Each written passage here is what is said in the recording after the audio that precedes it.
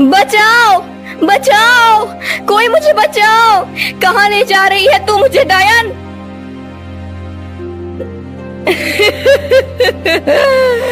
अब तुझे मेरे माया जाल से कोई नहीं बचा सकता। तुम मुझे इस गुफा में क्यों लेकर आई हो? क्योंकि तूने मेरा रहस्यमय ताज चुराया है। तेरी हिम्मत कैसे हुई मेरे ताज को हाथ लगाने की? यह मेरा ताज है और मुझे इसे हाथ लगाने के लिए किसी की इजाजत की जरूरत नहीं है। अच्छा, लगता है कि तुझे सबक सिखाना ही पड़ेगा। दुष्ट डायन, यह तुम सही नहीं कर रही हो। देखना, जब यह सब महाराज को पता चलेगा तो वह तुम्हारा क्या हाल करेंगे।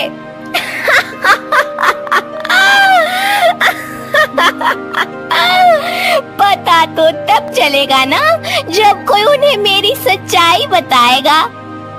डायन ये कहकर चंद्रिका को अपनी जादुई गुफा में कैद करके खुद उसका रूप ले लेती है।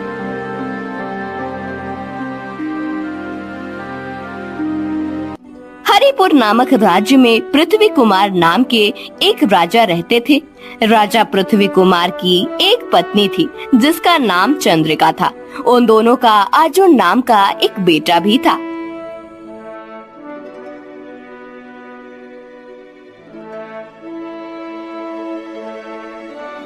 मंत्री जी, आज मैं अपनी पत्नी रानी चंद्रिका और पुत्र अर्जुन के साथ राज्य के दौरे पर जाना चाहता हूँ। आप हमारे जाने का इंतजाम करवाइए। जैसी आपकी इच्छा महाराज। मंत्री यह कहकर राजा और उनके परिवार के दौरे पर जाने की तैयारी करने चले जाते हैं।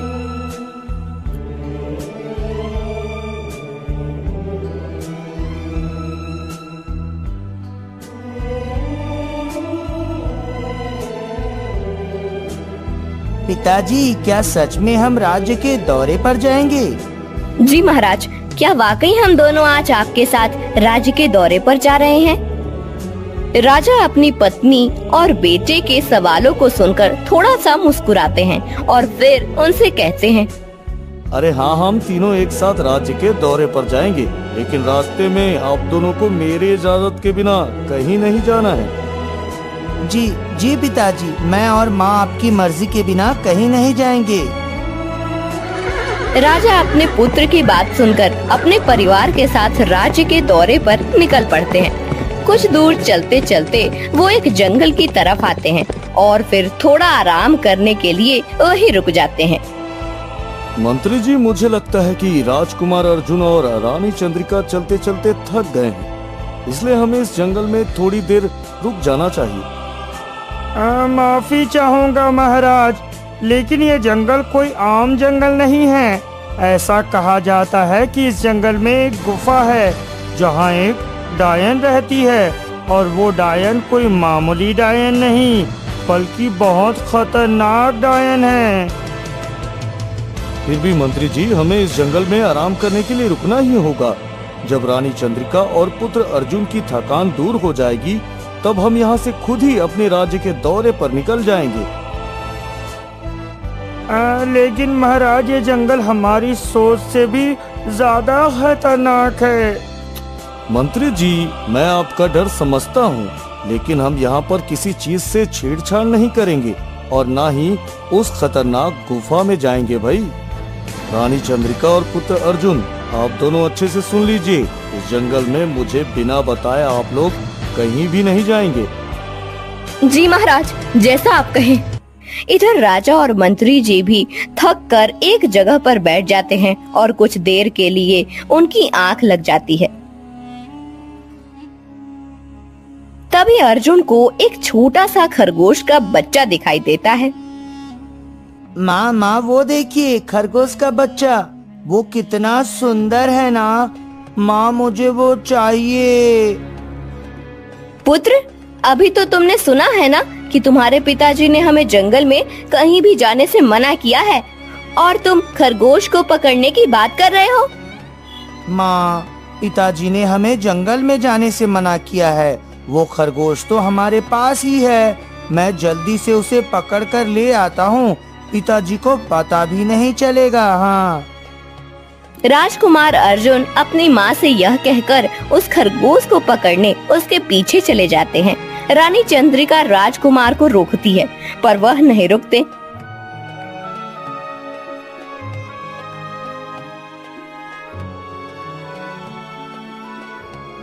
तभी चंद्रिका भी अपने पुत्र का पीछा करते करते जंगल के दूसरी तरफ चली जाती है।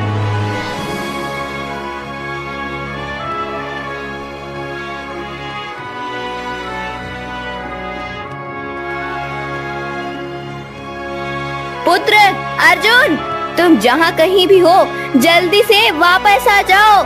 अगर तुम्हारे पिताजी को पता चला तो वह बहुत नाराज होंगे। अभी रानी चंद्रिका अपने पुत्र को आवाज लगा ही रही थी कि तभी उन्हें सामने एक गुफा दिखाई देती है और उसके अंदर राजकुमार अर्जुन उन्हें जाते दिखाई देते हैं। पुत्र अर्जुन, मत जाओ उस गुफा में। रानी चंद्रिका अपने पुत्र को आवाज लगाते लगाते खुद भी उस गुफा में चली जाती है। गुफा में उन्हें अर्जुन एक चमचमाता हुआ ताज लिए दिखाई देता है। माँ, वो खरगोश तो भाग गया, लेकिन मुझे यहाँ एक चमकता हुआ इतना सुंदर ताज मिला। इसे मैं आपको पहनाऊंगा। इसे आप पहनकर और भी सुंदर लगेंगी। राजकुमार अर्जुन यह कहकर वह ताज अपनी माँ के सर पर सजा देते हैं। अरे वाह माँ, ये ताज तो आप पर बहुत ही जच रहा है।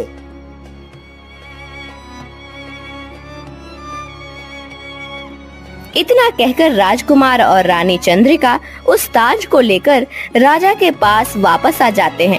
तभी राजा उन दोनों से सवाल करते हैं। रानी चंद्रिका, आप और अर्जुन मुझे बिना बताए कहाँ चले गए थे और आपके पास ये ताज कहाँ से आया भाई? रानी चंद्रिका राजा को सारा सच बता देती है ताकि राजा उन पर गुस्सा ना करे। राजकुमार अर्जुन, तुम नहीं जानते तुमने मेरी कितनी कीमती चीज ढूंढी है। ये ताज बहुत कीमती है।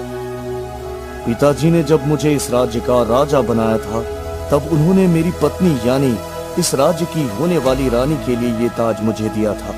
ये ताज कोई ऐसा वैसा ताज नहीं है, ये एक रहस्यमयी ताज है। ये हमारे पुश्तों की देन है। पिताजी का कहना था कि ये ताज मेरे राज्य, मुझ पर या मेरे परिवार पर आने वाले हर संकट से बचाने की ताकत रखता है। लेकिन फिर एक दिन ये ताज मेरे पास से अचानक गायब हो गया। मेरे बहुत ढूंढने पर भी ये ताज मुझे कहीं नहीं मिला। पिताजी, असल में खरगोश को पकड़ते समय मैं उस गुफा में चला गया था, वहीं से मुझे मिला ये ताज। शाबाश पुत्र, तुमने आज बहुत ही अच्छा काम किया है। तुम्हारे इस काम से मैं बहुत खुश हूँ। अब इस ताज के मिलने की खुशी में पूरे राज्य में जश्न मनाया जाएगा। हाँ,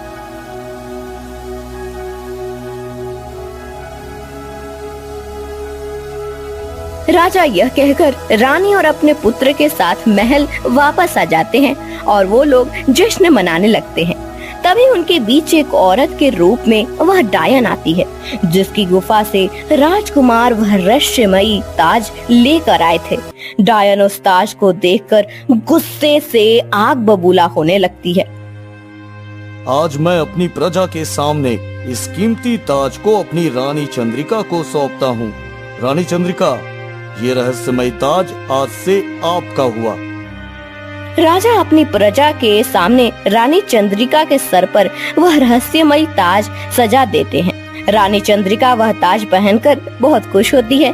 जश्न खत्म होने के बाद सारी प्रजा अपने अपने घर लौट जाती है।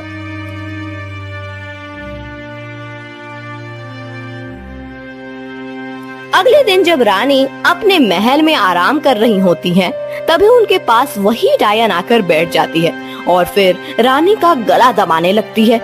हाँ, तूने मेरा ताज लेकर अच्छा नहीं किया, मैं तुझे नहीं छोड़ूंगी। रानी चंद्रिका बड़ी मुश्किल से उस डायन से खुद को छुड़ाती है। कौन हो तुम और यहाँ इस महल में क्या कर रही हो? यह ताज मेरा है, मुझे वापस कर दे। अगर नहीं किया तो मैं तुझे बहुत ही बुरी सजा दूंगी। नहीं दूंगी यह ताज। यह ताज मेरा है और इसे महाराज ने मुझे दिया है। अच्छा, लगता है तू इतनी आसानी से मुझे मेरा ताज वापस नहीं करेगी। डायन यह कहकर रानी चंद्रिका को अपने साथ उस गुफा में ले जाती है।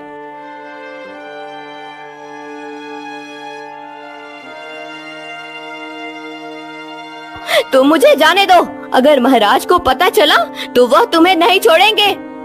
रानी की बात सुनकर हंसने लगती है और फिर उसे अपनी गुफा में कैद करके खुद रानी का रूप लेकर महल में चली जाती है।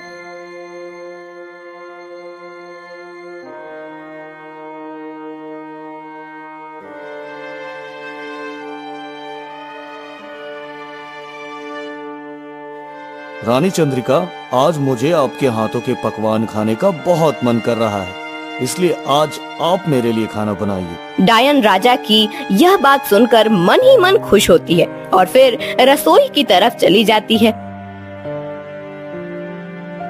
मूर्ख राजा, इसे लगता है कि मैं इसे अपने हाथों के बने पकवान खिलाऊंगी, मगर इसे क्या पता कि मेरे पास कितनी शक्तियां हैं जिनसे मैं मिनटों में खाना बना सकती हूँ।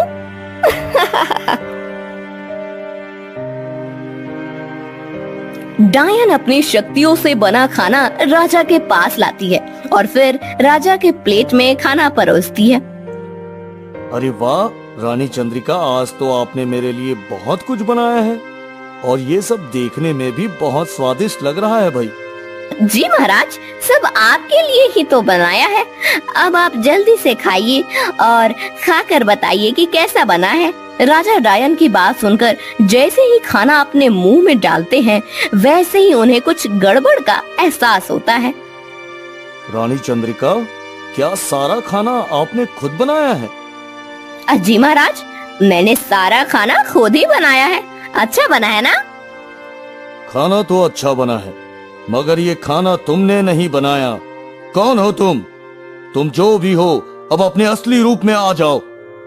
डायन राजा की बात सुनकर थोड़ा हैरान होती है और फिर कहती है, ये कैसी बात कर रहे हैं आप? मैं हूँ आपकी पत्नी रानी चंद्रिका। क्या तुम मुझे मूर्ख समझती हो? मैं बहुत अच्छे से जानता हूँ मेरी पत्नी के हाथों के खाने में किस तरह का स्वाद होता है। ये खाना तुमने नहीं बनाया। इस तरह का खाना मेरी पत्नी कभी नहीं बनाती और मैं ये भी बहुत अच्छे से जानता हूँ कि तुम कौन हो, मगर मैं चाहता हूँ कि तुम खुद अपने मुंह से बताओ कि तुम कौन हो और मेरी पत्नी रानी चंद्रिका कहाँ है। राजा की बात सुनकर डायन क्रोधित हो जाती है और क्रोधित होकर वह अपने असली रूप में आ जाती है, जिसे देखकर राजा कहते हैं, तुम तो वही डायन हो जिसने मेरे पिता की हत्या की थी। मैं वही डायन हूँ और तुम लोगों ने मेरा ताज चुराकर अच्छा नहीं किया। जिस तरह मैंने तेरे पिता की हत्या की थी उसी तरह मैं तेरी और तेरी पत्नी की भी हत्या करूंगी और अपना बदला लूंगी। ऐसा तुम कभी नहीं कर सकती, क्योंकि जिस ताज की वजह से तुमने मेरी पत्नी को उस गुफा में कैद किया है वो रहस्यमय ताज मेरे पास है, मेरे पास।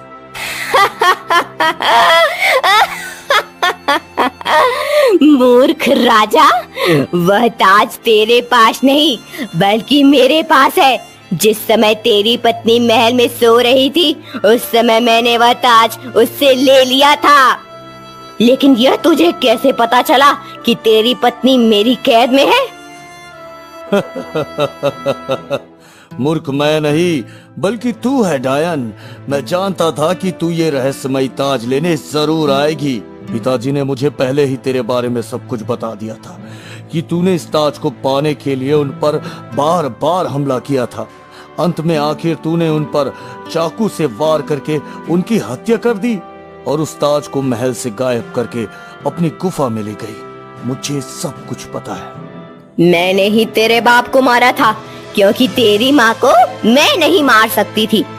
तेरे बाप ने तेरी माँ को एक बार वह ताज पहनाकर सुरक्षित जो कर दिया था। तेरे बाप से मैंने बेइंतहा प्रेम किया लेकिन उसने मेरे प्रेम की कभी कदर नहीं की और तेरी माँ को अपनी पत्नी के रूप में स्वीकार कर लिया।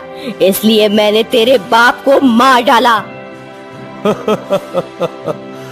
तुम इतनी बेवकूफ निकलोगी ये मैंने कभी नहीं सोचा था।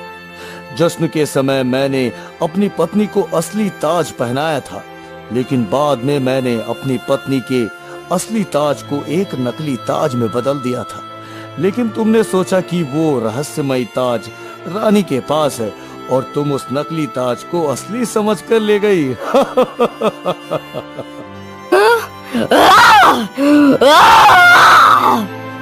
अरे अरे, गुस्सा थोड़ा कम। मैंने तो तुम्हें जश्न के समय ही पहचान लिया था, लेकिन मैं सही समय का इंतजार कर रहा था, समझी? और तुमने मुझसे पूछा ना, मुझे कैसे पता चला कि रानी चंद्रिका गुफा में कैद है? उस्ताद ने जंगल से निकलते ही मुझे आने वाले समय में होने वाली सारी घटनाओं को दिखा दिया था, इसलिए मैंने तुम्हारे साथ तुम्हारा ही खेल खेल दिया। राजा यह कहकर उस डायन के सामने असली ताज निकालते हैं और एक मंत्र पढ़ते हैं। मंत्र पढ़ते ही उस ताज से एक रोशनी निकलती है और वह रोशनी देखकर डायन जलकर भस्म हो जाती है। फिर रानी चंद्रिका उस गुफा से आजाद होकर राजा पृथ्वी कुमार के पास वापस आ जाती हैं।